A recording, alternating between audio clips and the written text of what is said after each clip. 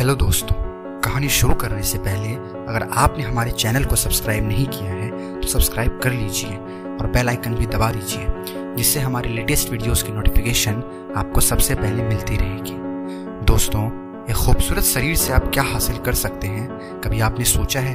या आप किन किन ऊंचाइयों पर चढ़ सकते हैं, ये हम इस फिल्म में जानने वाले हैं। ये कहानी है एक फैशन मॉडल की जिसका नाम जिया है। जिया पहले फिलाडेल्फिया में रहती थी, बाद में वो न्यूयॉर्क शिफ्ट कर गई, जहाँ उसका सपना है कि वह फैशन मॉडल बने। उसकी भी अपनी एक कहानी है। उसके पेरेंट्स की आपस में नहीं बनती थी, दोनों अक्सर लड़ते झगड़ते रहते थे। इस तरह जिया ने अपना बचपन अकेले में बिताया, पर उससे अपनी खूबसूरती का बड़ा गुमान था। उसका आकर्षक शरीर देखकर हर कोई दांतों तले उंगलियां दबा लेता था। उसके शरीर को देखकर एक शायर बैठता है कि अपने कंधे से दुपट्टा सरकने ना देना, वरना बूढ़े भी जवानी की दुआ मांगेंगे। जिया को पूरी उम्मीद है कि अपने इस शरीर के साथ वह एक दिन फैशन मॉडल जरूर बनेगी। जिया का एक बॉयफ्रेंड भी है।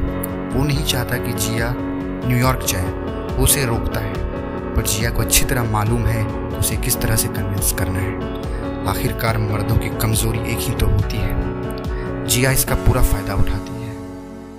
वो यहाँ पहले तो निर्वस्त्र होती है, उसके बाद वो अपने बॉयफ्रेंड को निर्वस्त्र करती है। इसके बाद दोनों यहाँ संभोग का आनंद लेते हैं। इस घपाघप के बाद जिया का बॉयफ्रेंड उसे मॉडल बनने के लिए हेल्प करने को तैयार हो जाता है। जिया एक एजेंसी के पास जाती है। यहाँ रिसेप्शन पर वो बदतमीजी करके चाकू से खुद ही अपना नाम लिखती है। इसके बाद रिसेप्शनिस्ट उसे अंदर जाने देती है। इस तरह उसका फोटोशूट शुरू हो जाता है। इस फोटोशूट के बाद उसे धीरे धीरे कामयाबी मिलनी शुरू हो जाती है। एक पावरफुल एजेंट विलम्बना से उसकी मुलाकात होती है।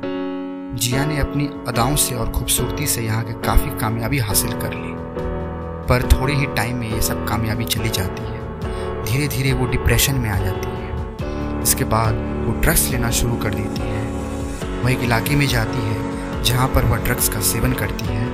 एक शख्स उसकी बॉडी में ड्रग्स इंजेक्ट करता है। इसके बाद वह उसके साथ कांड करता है।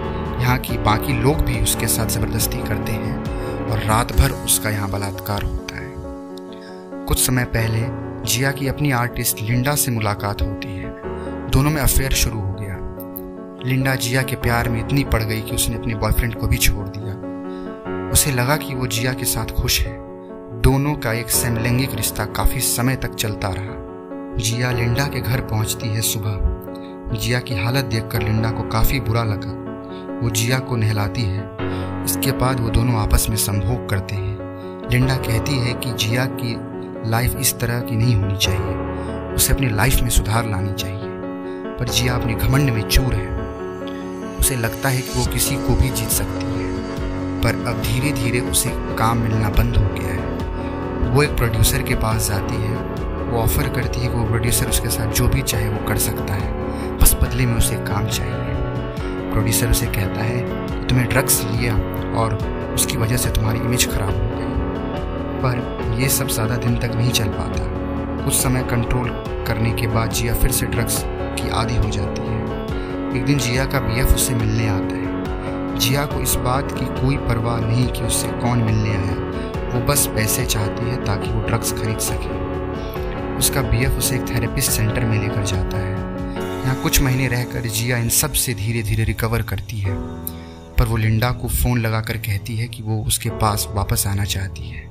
इस थेरेपी के बाद जब जिया लिंडा के पास जाती है तो कुछ दिनों तक सब ठीक रहता है, पर लिंडा नोटिस करती है कि जिया अभी भी ड्रग्स का सेवन करती है। वो जिया को चैलेंज कर देती है कि या तो तुम ड्रग्स को चुन लो या फिर मुझे। जिया ने ड्रग्स को चुना। इस तरह उसकी लाइफ धीरे धीरे ख़त्म हो जा रही है। वो अपनी माँ से भी बात करने की कोशिश करती है, पर सब बेकार जाता है। अंत में उसने ड्रग्स के साथ साथ हेरोइन का भी सेवन शुरू कर दिया है। इसके लिए वो उस इलाके में जाती है जहाँ पर सभी ड्रगिस्ट रहते हैं। वो उसे कहती है कि उसे बहुत सारे हेरोइन और ड्रग्स चाहिए, पर उसके पास पैसे नहीं हैं। यहाँ ये डीलर्स उनके साथ संभोग करते हैं। रात भर उसका बलात्कार होता है और फिर उसे छोड़ दिया जाता है। कुछ समय के बाद जिया को पता चलता है कि उसको एड्स की बीमारी लग चुकी है। उसे हॉस्पिटल में ले जाया जाता है। फिर अपनी लाइफ के अंतिम दिन वो हॉस्पिटल में गुजारती है और फाइनली उसका डेथ हो जाता है। और बाकी ये स्टोरी यहीं पर ख़त्म हो जाती है।